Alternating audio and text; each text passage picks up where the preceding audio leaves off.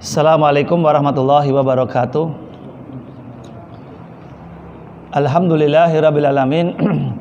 Alladzi arsala rasulahu bil huda wa dinil haqq liyudhhirahu 'ala dini kullih walau karihal musyrikun. Asyhadu an la ilaha illallah wahdahu la syarikalah wa asyhadu anna Muhammadan abduhu wa rasuluh. Allahumma shalli ala Muhammad wa ala ali Muhammad wa ashabi ajmain wa man tabi'ahum bi ihsanin ila yaumiddin. Allahumma inna nas'aluka iman nafi'a wa rizqan thayyiba wa amalan mutaqabbala. Rabbana zidna ilma wa rizqna fahma. Allahumma alimna ma yanfa'una wa anfa'na bima 'allamtana wa zidna ilma innaka antal alimul hakim. Baik, ma'asyiral muslimin wal muslimat, jamaah salat maghrib yang semoga senantiasa dirahmati dan diberkahi oleh Allah Subhanahu wa taala. Alhamdulillah, kita pantas bersyukur kepada Allah tabaraka wa taala atas segala limpahan nikmat dan anugerahnya kepada kita sekalian, sehingga pada malam hari yang mulia ini kita kembali dipertemukan oleh Allah Subhanahu wa taala di tempat yang mulia ini dalam rangka untuk bertafaquh fiddin, yakni mempelajari agama kita, dinul Islam, yang mudah-mudahan kita berharap dengan ilmu yang kita dapatkan akan bisa mengantarkan kita dan menunjukkan kepada kita jalan-jalan kemudahan surganya Allah Subhanahu wa taala. Sebagaimana sabda Nabi Muhammad sallallahu alaihi wasallam, "Man salaka tariqan yaltamisu fi ilman, sahalallahu lahu tariqan ilal jannah." Siapa yang dia itu menempuh satu jalan untuk bisa mendapatkan ilmu, maka ilmu yang dia dapatkan itu akan bisa mengantarkan dia kepada kemudahan-kemudahan jalan surganya Allah Subhanahu wa taala. Mudah-mudahan Allah senantiasa membimbing kita, memberikan keistiqomahan kita untuk senantiasa berada di atas jalan menuntut ilmu. Amin. Salawat dan salam semoga senantiasa tercurahkan kepada junjungan Nabi besar kita Nabi Muhammad sallallahu alaihi wasallam beserta seluruh keluarganya, para sahabatnya, dan seluruh pengikutnya hingga akhir zaman, yang menjadikan beliau sebagai uswatun hasanah, suri tauladan dalam mengarungi kehidupan dunia hingga datangnya hari kiamat. Baik, ma'asyiral muslimin wal muslimat rahimani wa rahimakumullah, kita masih melanjutkan pembahasan kita terkait dengan ahkamul janaiz, hukum-hukum terkait dengan jenazah. Masuk pembahasan yakni salatul janazah. Salat janazah. Salat janazah disepakati para ulama yakni hukumnya adalah fardu kifayah. Fardu kifayah itu ketika sudah ada yang melaksanakan, maka kewajiban yang lainnya gugur. Ini dalilnya Nabi pernah memerintahkan para sahabat untuk mensolatkan seorang yang punya hutang. Solatkanlah saudaramu ini, tapi Nabi tidak mensolatkan. Sebagai tambih, pelajaran bagi orang-orang yang bermudahan dalam berhutang. Ini menunjukkan apa? Hukum solat jenazah fardu kifayah. Seandainya fardu ain, Nabi tentu mensolatkan. Kemudian di antara keutamaannya, ada beberapa riwayat yang menunjukkan tentang keutamaan dari solat jenazah. Yang pertama, man sahidal janazata hatta yusalli 'alaiha falahu qirat. Siapa yang menyaksikan salat jenazah, ya datang untuk takziah, kemudian dia mensolatkan jenazah tersebut, maka baginya qirat, ya satu qirat, pahala satu qirat. Wa man sahida hatta tudfana kana lahu qiratani. Tetapi ketika dia ikut menyaksikan jenazah itu sampai di kuburan, sampai selesai mengkuburkan, maka dia mendapatkan 2 qirat. Kata Nabi, 1 qirat itu sebesar 2 gunung yang besar. Menunjukkan keutamaan bagi orang-orang yang mensolatkan jenazah. Makanya ketika kita takziah, ya ikut mendatangi seorang yang meninggal, maka sempatkan, kalau tidak ada waktu yang repot, sempatkan untuk sholat jenazah. syukur-syukur sampai mengantarkan kepada kuburan. Dalil yang kedua yang menyebutkan tentang keutamaan dari sholat jenazah adalah ma min rajulin muslimin yamutu fayakumu ala janazatihi arba'una rajulan la yusrikuna billahi syai'an. Tidaklah satu orang muslim yang dia meninggal kemudian disolatkan padanya 40 orang dalam keadaan muwahhid, yakni tidak menyekutukan Allah sedikit pun, illa safa'ahumullahu fihi, kecuali Allah akan memperkenankan mereka untuk bisa mendatangkan syafaat bagi jenazah tersebut. Masya Allah ya, satu keutamaan yang luar biasa, yakni orang-orang yang muwahhid ternyata bisa mendatangkan syafaat bagi saudaranya yang muslim. Kemudian dalil yang ketiga disebutkan ma min muslimin yamutu fayusalli alaihi salasata sufufin minal muslimin. Siapa yang tidaklah satu seorang muslim dia meninggal kemudian disolatkan 3 shaf, minimal 3 shaf dari kalangan orang-orang muslim, maka illa aujabah, kecuali doa mereka akan dikabulkan oleh Allah Subhanahu wa taala. Hadis ini dihasankan oleh hadis diriwayatkan oleh Imam Tirmidzi, Abu Dawud, dan dihasankan oleh Syalbani. Walaupun sebagian ulama melemahkan hadis ini. Ketika menguatkan atau menghasankan hadis ini atau sependapat dengan hadis ini, maka ini yang dijadikan pendapat bagi seorang ketika sholat jenazah itu jumlah shafnya ganjil. Ini diantara keutamaan daripada sholat jenazah. Kemudian ma'asal muslimin wal muslimat rahimani wa rahimallah, kita berbalik kepada tempat sholat. Nanti disebutkan para ulama ada 3 berdasarkan riwayat-riwayat yang dijelaskan para ulama. Yang pertama yakni di musholal jenazah. Musholal jenazah itu satu tempat yang khusus memang untuk mensolatkan jenazah. Dan zaman Nabi, ini kesaksian dari Jabir bin Abdullah, ada seorang yang meninggal setelah dikafani, dimandikan, dikafani, kemudian diletakkan di lokasi yang biasa digunakan untuk sholat jenazah. Hadis ini disahihkan oleh Imam Al-Hakim dan yang lainnya. Ini diantara riwayat yang mengatakan bahwasanya zaman Nabi itu ketika mereka mensolatkan jenazah ada tempat yang khusus, yakni di luar Masjid Nabawi. Makanya Ibnu Hajar sampai mengatakan bahwasanya musola jenazah itu dekat dengan Masjid Nabawi sebelah timurnya, jadi yang menuju kepada pemakaman Baqi. Ini diantara pendapat yang mengatakan bahwasanya musola jenazah itu adalah satu tempat khusus untuk mensolatkan jenazah. Ya mungkin kalau di kita mungkin bisa di teras atau samping masjid atau yang lainnya. Ini pendapat yang pertama. Yang kedua, yakni di masjid, di dalam masjid. Ini sebagaimana yang dilakukan oleh Rasulullah sallallahu alaihi wasallam dalam riwayat yang dibawakan oleh Aisyah radhiyallahu taala anha, bahwasanya Nabi pernah mensolatkan sahabat Suhail bin Baidah, riwayat Muslim ini, itu di dalam masjid. Ini menunjukkan bolehnya sholat jenazah di dalam masjid. Begitu pula Sa'ad bin Abi Waqqas itu pernah berwasiat, ketika nanti saya meninggal tolong disolatkan di dalam masjid. Akhirnya wasiat beliau ditunaikan dan para sahabat juga ikut mensolatkan di dalam masjid. Ini menunjukkan bahwasanya tempat yang kedua yang dijelaskan para ulama adalah di dalam masjid. Yang ketiga yakni boleh di dalam rumah. Ini sebagaimana Nabi pernah mensolatkan dalam riwayat Imam Hakim, hadisnya sahih, itu pernah mensolatkan putranya Abu Umar itu di tempatnya atau di rumahnya Abu Talha. Di tempatnya siapa? Abu Talha. Jadi di rumah boleh,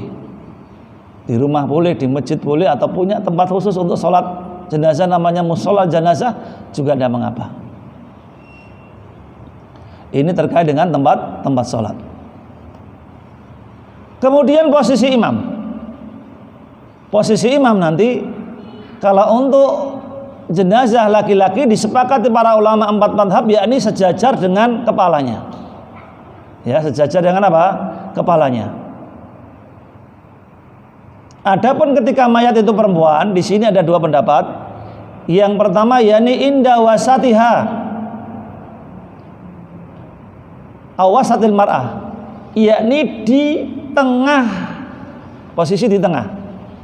Sebagaimana Nabi Muhammad SAW itu qama ala imra'atin matat fi nafasiha inda wasatiha. Nabi pernah mensolatkan ya seorang perempuan yang meninggal karena dalam keadaan nifas, yakni setelah melahirkan. Itu inda wasatiha, di tengah, posisinya di tengah. Kata Syekh Utsaimin, kenapa hikmahnya kok posisi di tengah? Ini untuk apa? Menutupi pantat dan aurat daripada si mayit. Ini wallahu hikmahnya demikian. Adapun pendapat yang 2, ini pendapat dari kalangan Abu Hanifah, yakni an yakumal imam inda sadrihi. Imam itu hendaknya berdiri sejajar dengan dadanya. Ya, ini pendapat yang kedua. Walaupun ma'asyiral muslimin wal muslimat rahimani wallah, perkara posisi imam ini tidak sampai menjadikan sholatnya tidak sah. Mungkin ada ya seorang imam karena ramudeng loh, iki jenazah lanang kok disolatkan yang tengah atau posisinya, misalkan karena tidak tahu, ini tidak menyebabkan sholatnya tidak sah. Hanya perkara afdholiyah, ya, afdholiyah. Ketika seorang imam itu posisinya sesuai dengan yang dituntunkan Rasulullah, maka tentu keutamanya lebih dibandingkan dengan apa? Posisi yang tidak pas. Ini posisi imam. Kemudian jumlahnya sob. Ya, tadi sudah kita singgung. Ada yang berpendapat yakni ganjil. 3, 5, 7 dan yang lainnya. Adapun pendapat yang kedua, dan ini yang dikuatkan oleh Syekh Albani rahimahullah taala, bahwasanya banyaknya jumlah orang atau tidak dibatasi dengan apa? Shaf. Tergantung banyaknya orang itu nanti silahkan mau dibikin berapa. Karena kalau dibikin shaf itu ganjil berat. Contohnya apa? Misalkan yang mensolatkan itu banyak. Ya, kemarin tetangga saya itu guru silat sak Solo Raya meninggal tuh, masya Allah, murid-muridnya itu teko. Itu yang nyolatkan banyak di jalan. Itu yang kon ngitung sobe itu jelas kon ganjil ora iso, berat. Makanya ya pendapat yang kedua silahkan bebas, karena tidak ada pembatasan. Karena kata saya sebagai pendapat ada yang melemahkan hadis yang kita sebutkan tadi di atas. Kemudian bagaimana kalau 2 orang? Misalkan kita 2 orang, kemudian kita pengen sholatkan, nanti juga ada 2 pendapat di kalangan para ulama. Yang pertama, yakni berdiri sendiri-sendiri, di depan dan di belakang, imam di depan, makmum di belakang. Atau pendapat yang kedua, sejajar seperti sholat jamaah biasa. Jadi posisi kakinya dengan kaki imam dengan kaki apa? Makmum sejajar. Jadi ada 2 kaifiyah. Dan ini masing-masing ada riwayat. Silahkan boleh depan belakang atau boleh sejajar. Ini kalau misalkan pesertanya hanya dua orang. Kemudian ma'asyiral muslimin wal muslimat rahimani wa rahimakumullah, kita masuk kepada kaifiyahnya. Yang pertama yakni apa? Yukabbiru arba'an, takbirnya 4 kali. Ini yang rajihnya. Walaupun ada beberapa pendapat yang lain, ada yang ya lebih dari 4. Nanti disebutkan dalam hadis riwayat Muslim dari Jabir radhiyallahu taala anhu, bahwasanya Rasulullah sallallahu alaihi wasallam shalla ala ashimatin najasi fakabbara alaihi arba. Rasulullah sallallahu alaihi wasallam mensolatkan jenazah Dari Raja Najas itu beliau bertakbir 4 kali. Yaqra'u fil ula ba'da ta'awud al-Fatihah. Setelah takbir yang pertama, takbiratul ihram, kemudian apa? Langsung membaca ta'awud kemudian al-Fatihah. Tidak perlu membaca doa iftitah. Kenapa? Karena kata para ulama, anna hadhihi shalah mabniyatun ala tahfif. Karena yang namanya sholat jenazah itu dibangun di atas meringankan. Maka tidak ada rukuk, tidak ada sujud, tidak ada bacaan apa surat yang panjang. Termasuk bacaan iftitah itu tidak dianjurkan. Makanya setelah takbir baca ta'awud kemudian apa? Al-Fatihah. Karena Al-Fatihah itu merupakan rukun nanti dalam sholat. Rukun itu ketika ditinggalkan sengaja atau tidak sengaja, lupa ataupun tidak lupa, tetap sholatnya tidak sah. La sholata liman lam yaqra bi Fatihatil kitab. Kemudian wa yusalli ala nabi fi saniyah kata sahud, membaca sholawat Nabi setelah takbir yang kedua. Ya, setelah takbir yang pertama baca ta'awud al-Fatihah, kemudian takbir yang kedua ini juga ada 2 kaifiyah, boleh mengangkat tangan dan boleh tidak mengangkat 2 tangan. Ya, dua-duanya ada dalil yang menunjukkan demikian. Lah setelah takbir yang kedua, maka sholawat, membaca sholawat atas Nabi itu seperti bacaan tasahud. Allahumma sholli ala Muhammad wa ala ali Muhammad kama shollaita ala Ibrahim wa ala Ibrahim innaka Hamidum Majid sampai terakhir. Atau wa in iktasara ala qaulihi Allahumma sholli ala Muhammad. Yakfi dalika. Kata para ulama, boleh dia meringkas dengan salawat yang ringkas, jadi sekedar Allahumma sholli ala Muhammad sudah cukup. Ya, jadi bacaan salawat itu nanti demikian. Boleh seperti tasahud atau boleh yang ringkas saja Allahumma sholli ala Muhammad.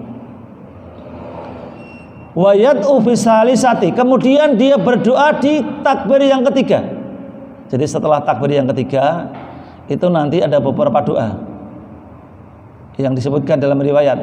Di antaranya disebutkan apa? Allahumma fir, ya Allahumma gfir li hayyina wa mayitina wa sahidina wa ghaibina wa saghirina wa kabirina ila akhir. Ini di antara doa ya di takbir yang ketiga. Atau mungkin doa yang sering kita temui, yakni apa? Allahumma gfir lahu warhamhu wa afihi wa afu anhu wa akrim nuzulahu wa wasi' madkhalahu sampai akhir. Ini diantara ya doa-doa yang disebutkan dalam riwayat yang sahih terkait dengan doa pada takbir yang ketiga.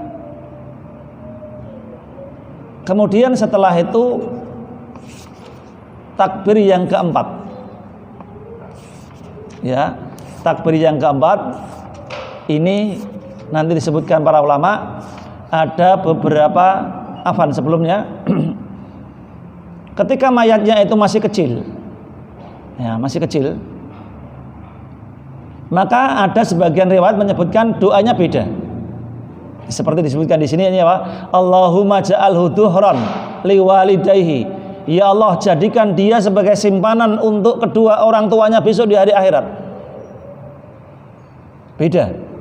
Wa faratan, dan sebab menghilangkan dosa dari orang tuanya. Wa ajran, sumber pahala bagi orang tuanya. Wa safian mujaban, dan bisa mendatangkan syafaat bagi kedua orang tuanya.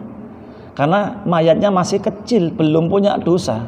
Jadi tidak didoakan Allahumma gfir lahu warhamhu wa afihi wa afu anhu, enggak. Tapi apa? Didoakan doa yang lain. Ini pendapat, ya ada beberapa pendapat mengatakan demikian. Walaupun ada pendapat yang lain, tetap membaca Allahumma gfir lahu warhamhu wa afihi wa afu anhu. Alasannya apa? Alasannya mereka berdalil, yakni Rasulullah SAW saja yang tidak punya dosa. Artinya orang yang maksum, terjaga dari kesalahan, dosa-dosanya sudah diampuni oleh Allah Subhanahu wa taala, ini tetap ada syariat ya, dianjurkan kita untuk bersolawat atas Nabi, mendoakan Nabi. Di atas Nabi itu kan tidak punya dosa. Artinya beliau maksum. Dosa-dosa beliau yang muqaddamun wa akhar itu sudah diampuni oleh Allah Subhanahu wa taala. Tapi kenapa masih didoakan? Disampaikan salawat kepada beliau. Ini diantara dalil yang mengatakan ya tidak apa-apa. Pakai Allahumma ighfir. Walaupun dia tidak punya dosa, tetap Allahumma ighfir lahu. Ini wa alam. Beberapa pendapat di kalangan para ulama demikian.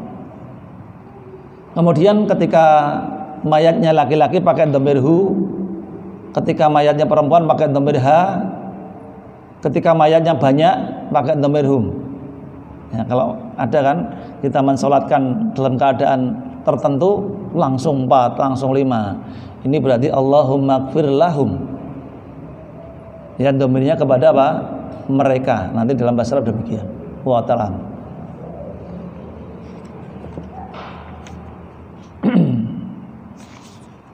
Ini terkait dengan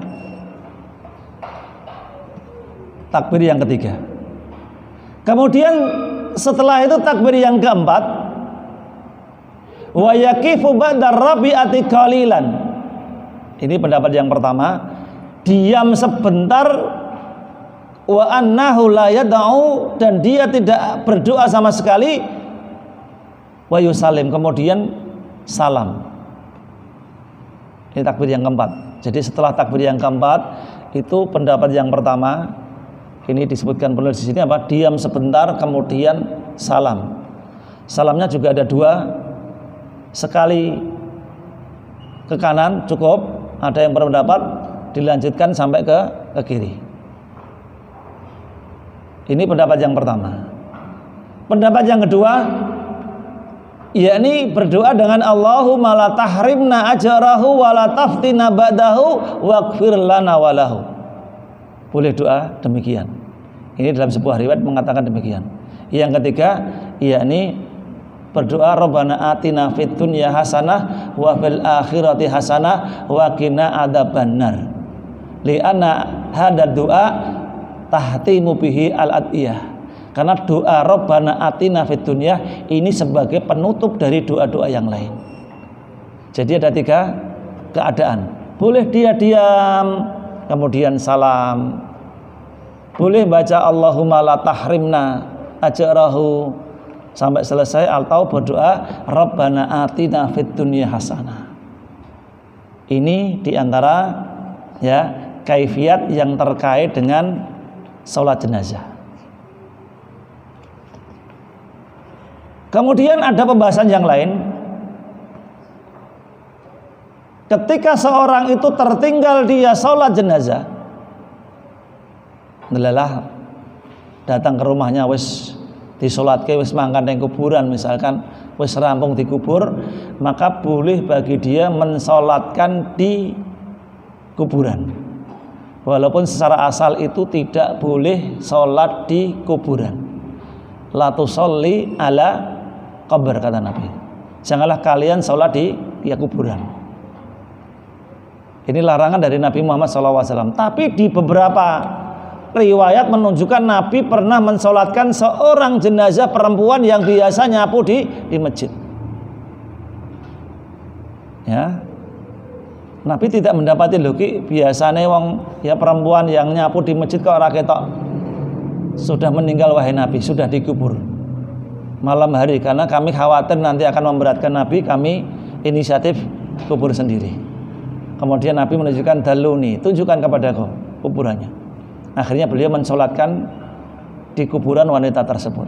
Jadi kalau Thariqatul Jami' nanti ya mengumpulkan, mengkompromikan 2 dalil. Seakan dalil yang pertama mengatakan tidak boleh sholat di kuburan. Yang kedua Nabi mensolatkan di kuburan. Maka cara mengkompromikan adalah apa? Memang secara asal tidak boleh sholat di kuburan. Tapi dalam keadaan tertentu boleh sholat di kuburan, yakni ketika apa? Terlambat atau terluput mensolatkan kuburan, sholat kuburan sholat jenazah di rumah. Ini diantara pembahasan cabang dari sholat jenazah. Kemudian terkait dengan misalkan kita sholat jenazah tertinggal gitu. Tertinggal. Misalkan imam sudah takbir yang kedua, kita langsung musul. Dan nanti ada dua pendapat. Yang pertama, ketika kita ikut takbir, otomatis kita takbir yang pertama. Berarti apa? Langsung baca apa? Al-Fatihah. Imam takbir yang setelahnya, kita takbir yang kedua berarti. Baca apa? Salawat Nabi. Kok dia salam? Oh berarti kita kurang dua. Nah, kemudian kita sempurnakan takbir yang ketiga, baca apa? Allahumma ighfir lahu misalkan, atau Allahumma tati ya la tahrimna ba'dahu. Kemudian baru takbir yang keempat, kemudian kita apa? Salam. Atau cara yang kedua, kalau kita tahu itu takbir yang ketiga, berarti langsung kita ikut takbir yang ketiga. Ini kalau kita terlambat dalam mensolatkan sholat jenazah. Kemudian di antara pembahasan yang lainnya, yakni terkait dengan ketika mayat itu seorang ya anak yang masih di bawah 4 bulan, misalkan dia adalah lahir di bawah 4 bulan, maka tidak ada syariat untuk mensolatkan, cukup dimandikan, kafannya dikubur. Tetapi ketika itu sudah lebih dari 4 bulan, berarti sudah ditiupkan roh pada janin tersebut, maka disunahkan, sunnah saja ini, disunahkan untuk ya sama, memberi nama, kemudian mengakikoi, kemudian jadi mandikan, dikafani dan disolatkan. Ini kalau mayat janin tersebut sudah berada di atas umur 4 bulan ke atas. Taib, ini terkait dengan apa? Sholat jenazah. Kemudian masih ada waktu, kita sambung sedikit terkait dengan apa? Proses setelahnya, yakni apa? Mengantarkan ke pekuburan. Ada beberapa hal yang harus kita perhatikan, sunnah-sunnah yang terkait dengan mengantarkan apa? Jenazah. Yang pertama, yakni istihbabu idba'iha al-masih. Dianjurkan orang yang mengikuti jenazah, mengantar jenazah, dan ini merupakan hak seorang muslim ya. Idza mata tabi'ahu, ya, kalau ada seorang muslim meninggal ya, ikuti jenazahnya. Maka disunahkan untuk berjalan. Ini kalau lokasinya tidak jauh. Kalau jauh 1 kilo lebih ya mesake sing gotongan gitu. Atau 2 kilo, 3 kilo lebih ya mesake. Atau karena mungkin kondisinya hujan terus, ya wis lah pakai mobil tidak apa-apa. Atau mungkin dalam keadaan takut itu misalkan di satu tempat yang masih banyak binatang buasnya misalkan, ini tidak mengapa ya, dia pakai mobil atau yang lainnya. Tapi lebih bagusnya ini dianjurkan, yakni apa? Mengantar jenazah itu dengan berjalan. Hikmahnya apa? Yang pertama, para pelayat itu bisa mendapatkan pahala untuk membawa mayit, mikul mayit. Ini hikmahnya. Jadi ketika ya jalan dengan bopong mayit bawa keranda itu kan nanti para pelayat bisa mendapatkan pahala membawa mayit gantian. Ya gantian kan gitu. Terus kesel tak ganti. Itu hikmahnya yang pertama. Yang kedua, ini sesuai lebih mendekati apa? Sunnah Nabi. Karena zaman Nabi dan para sahabat itu seperti itu. Mereka ketika menguburkan jenazah ke kuburan, mereka berjalan. Maka ketika kita menguburkan jenazah dengan berjalan, itu lebih mendekati kepada sunnah. Yang ketiga, lebih khidmat dan lebih khusyuk, kata Syekh Utsaimin. Ya kan? Itu lebih khidmat. Coba bareng-bareng ya kita ke kuburan, itu lebih khidmah, lebih khusyuk dibanding dengan apa? Pakai mobil, apalagi yang ngiring itu pakai kendaraan kadang nuwun sewu ya kayak sing duwe dalan dhewe ya. Tin kabeh kon minggir itu kadang Ya, ini menunjukkan sangat jauh daripada sunnah. Kemudian ma'asal muslimin, di antara yang lainnya, yakni yusanul isra'u biha, disunahkan untuk mempercepat langkah ketika kita mengantar ke kuburan, dipercepat. Kata Nabi, asri'u bil janazah, segerakanlah dalam mengantar jenazah. Kenapa? Karena kalau mayatnya baik, berarti kita menyegerakan dia untuk bisa segera mendapat ganjaran pahalanya. Jadi kaya wong sing bar nyambut gawe ini kan pengine ndang entuk napa? Blonjo kan, ndang nampa blonjo kan gitu. Maka segerakan dalam perawatan, mulai dari mandi, mengkafani, mensolatkan sampai menguburkan. Itu sunahnya apa? Untuk mempersegera.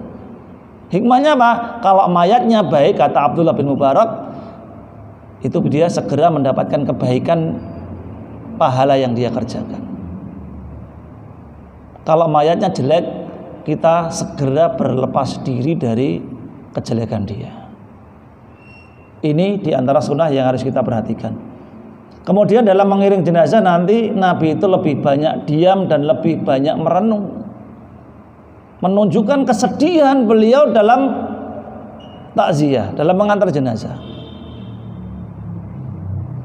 Indahnya kita juga seperti itu ya, jangan sampai kita pas takziah, pas menghuburkan jenazah kita malah tertawa-tawa, cerita terhadap dunia berlebihan. Ini kurang pas. Tambahkan bahwasanya ketika seorang muslim, saudara kita muslim sedih, kita ikut sedih. Ya, al mukmin mir'atul mukmin, kata Nabi. Kita ikut sedih.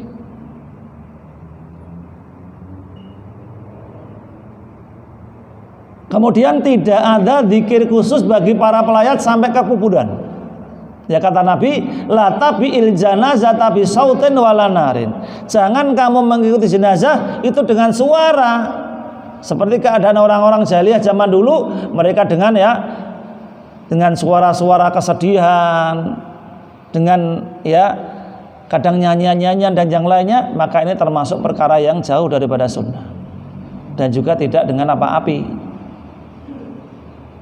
Ya, kalau malam hari tidak apa-apa ya, pakai oncor robot, petromak tidak apa-apa. Tapi kalau siang hari nggak oncor, nggak rupo-rupo kan gitu. Kemudian juga yang lainnya, yusannu at-tarbi fi hamlihi, disunahkan untuk tarbi dalam membawa jenazah. Tarbi itu setiap posisi itu ada orang yang mikul. 4, berarti 4 posisi. Tarbi itu 4 posisi. Posisi depan belakang 2 ya, depan 2, belakang 2, minimal 4. Minimal 4.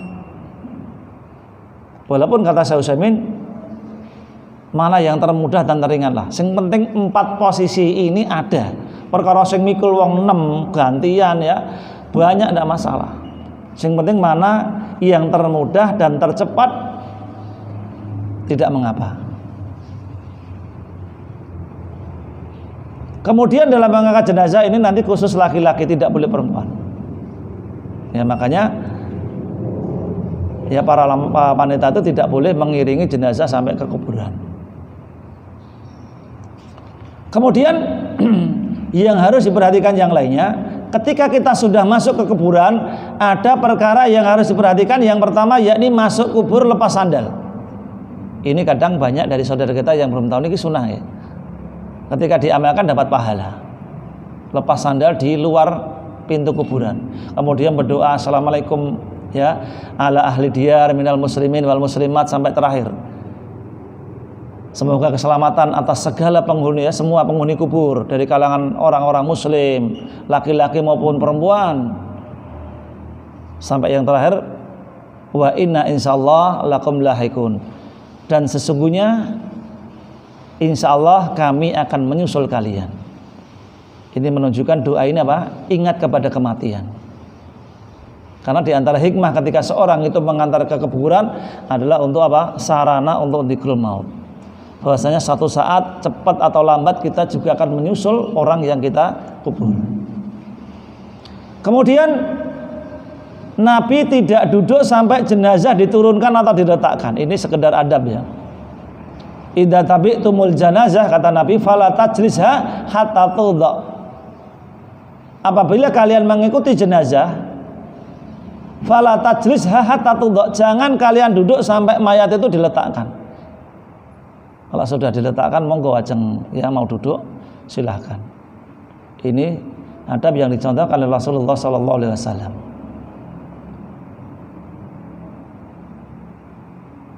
Kemudian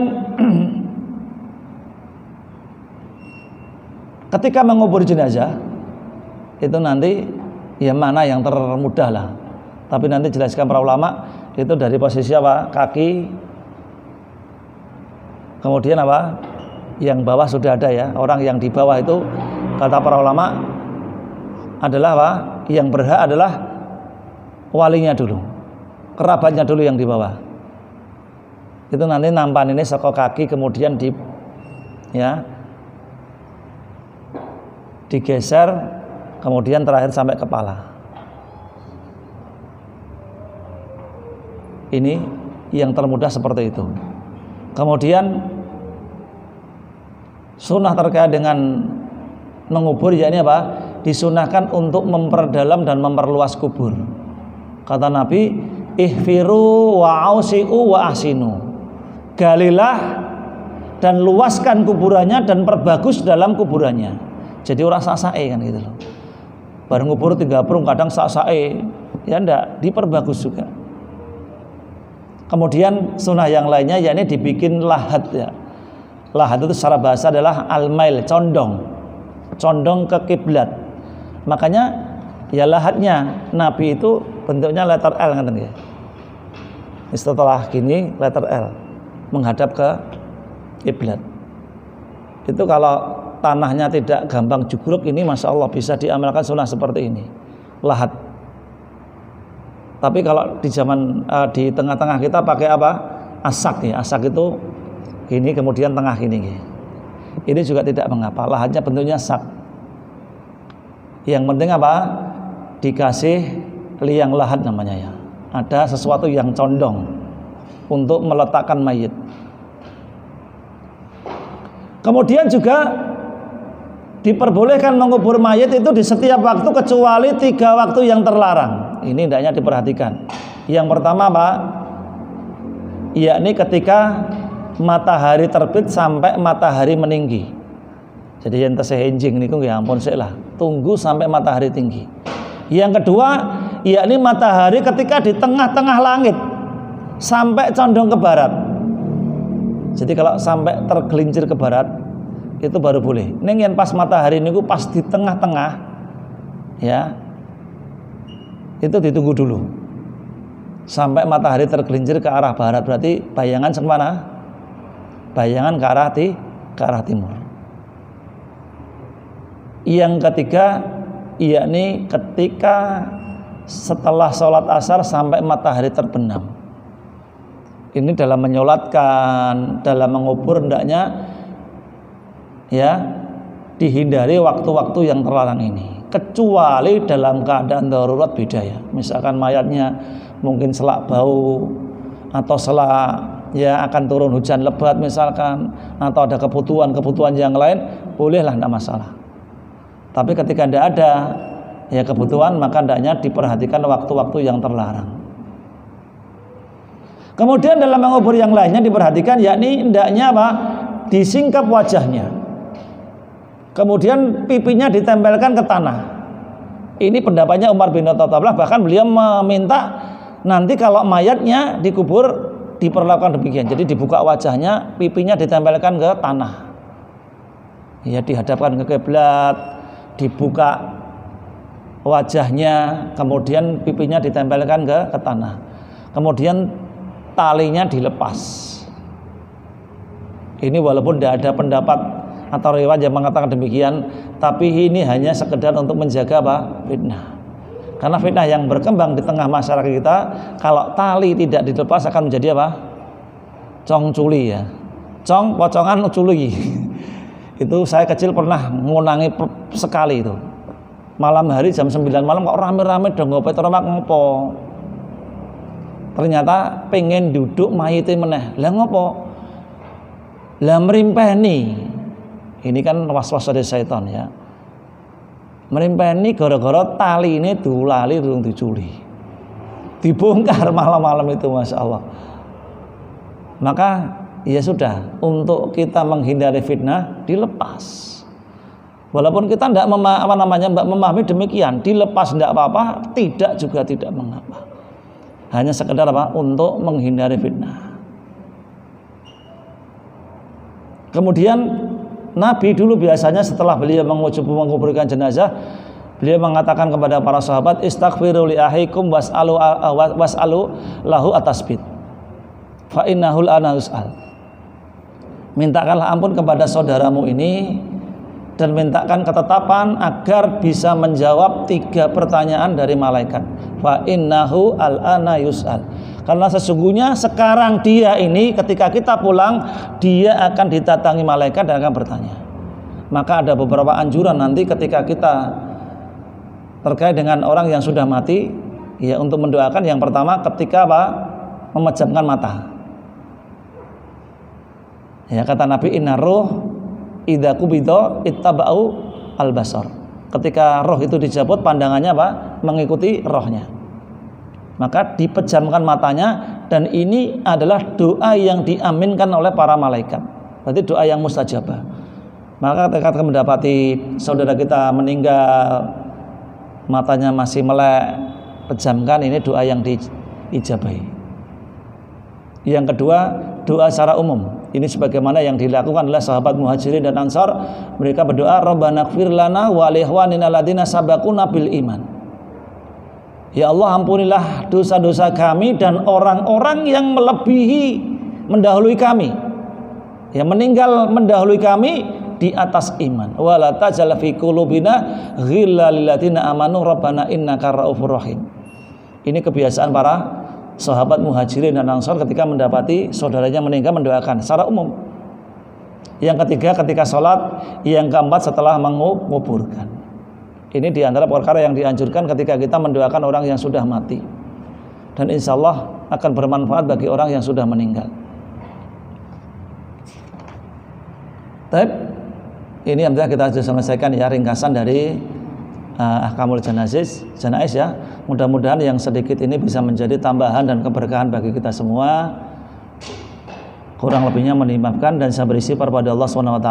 Subhanakallahumma rabbana wa bihamdika asyhadu alla ilaha illa anta astaghfiruka wa atubu ilaik. Assalamualaikum warahmatullahi wabarakatuh.